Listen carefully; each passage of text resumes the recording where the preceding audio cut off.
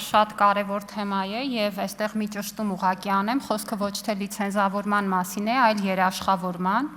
եւ տարբեր անհատները իրավաբանական անձինք սահմանված կարգով ներկայացնում են կրթական ծրագրերը երաշխավորման։ Թվերը իրոք տպավորիչ են։ Մենք այս որոշումը ընդունելուց հետո շուրջ 800 ծրագիր ենք երաշխավորել, սա որպեսզի պատկերացնեք համեմատության մեջ ավելի քան 10 անգամ ավել է, քան նախկինում 1 տարվա ընթացքում էինք երաշխավորում կրթական ծրագրեր, եւ սա նշանակում է, որ իսկապես դաշտը զարգանում է եւ մասնավորապես սա կարող եմ ասել նաեւ տեսնելով թե ինչ կազմակերպություններից ենք ստանում կրթական ծրագրերի երաշխավորման հայտերը եւ թե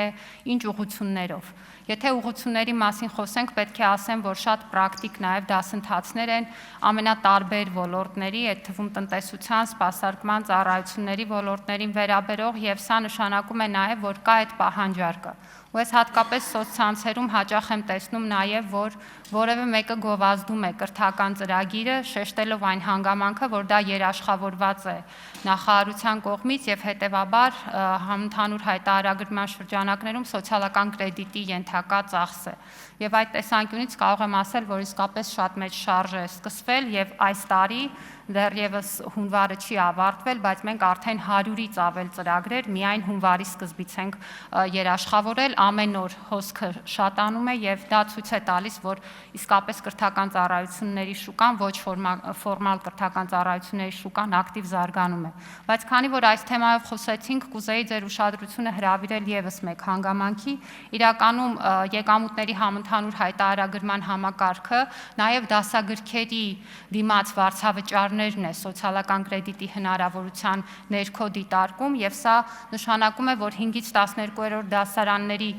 սովորող ունեցող յուրաքանչյուր աշխատող ծնող համապատասխան ընթացակարգով 3000 դրամ միանվագ հետ է ստանում դասագրքերի վարձավճարի որպես փոխհատուցում։ Եվ կարող եմ ասել, որ այս ծրագրի շահառու են ավելի քան 300,000 երեխաների ծնողներ եւ ինչը շատ կարեւոր է հետևանքի տեսանկյունից, սա օրինակ բերում է նրան, որ 5-րդ ու 6-րդ դասարաններում դասագրքերը ըստ էության ամբողջությամբ անվճար են դառնում, որովհետեւ այս 3000 դրամը, որը որպես սոցիալական կրեդիտ վերադարձում է, ամբողջությամբ փակում է այն վարձավճարի չափը, որը ծնողները պիտի վճարեն, բայց մյուս դասարանների պարագայում էլ միջինում 66%-ով վարձավճարը նվազում է, ինչը թույլ է տալիս ասել, որ էական ազդեցություն է նաև սոցիալական իմաստով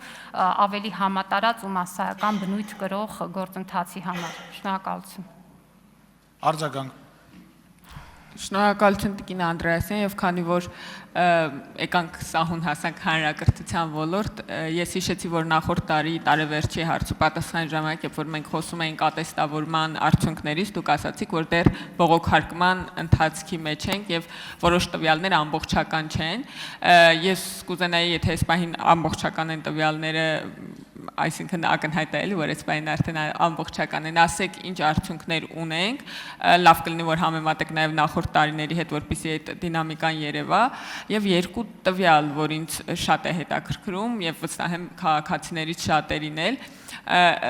մենք նախորդ տարի հնարավորություն տվեցինք այն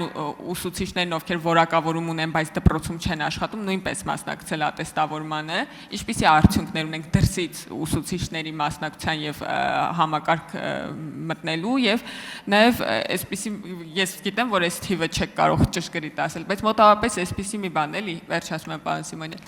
Մենք ասում ենք, որ 13 ուսուցիչ 700,000 դրամից ավել է ստանում եւ դա տեսանելի չի, բայց եթե օրինակ մենք մասսայաբար մի թիվ վերցնենք եւ ասենք, թե Հայաստանում քանի ուսուցիչ է օրինակ 200,000 դրամից ավել ստանում,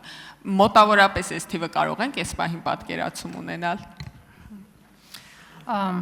Շնորհակալություն Տիկին Ղազարյան, կամավոր ատեստավորման արդյունքները ամբողջությամբ ամփոփված են 9602 ուսուցիչ, որը մեր ուսուցչական կազմի շուրջ 31%-ն է, մեր ամեն երրորդ ուսուցիչ հաջողությամբ հաղթահարել է ատեստավորումը եւ ստանում է բարձրացված վարձատրություն եւ սա իսկապես բավականին լավ դինամիկա ու առաջընթաց է։ Ընդհանուր առմամբ մենք ոչ միայն կամավոր ատեստավորման ուղղությամբ ենք այս տեմպը տեսնում, օրինակ տարակարգին դիմելու եւ տարակարգ ստանալու տեմպը ավելի քան 3 անգամ աճել է եւ այս քաղաքականությունները ունեն կոնկրետ արդյունք ու կոնկրետ հետևանք, որովհետեւ նախորդ տարի մեր դպրոցներ մտել են շուրջ 4000 նոր ուսուցիչներ։ Նրանց 80%-ը միջև 45 տարեկան մարդիկ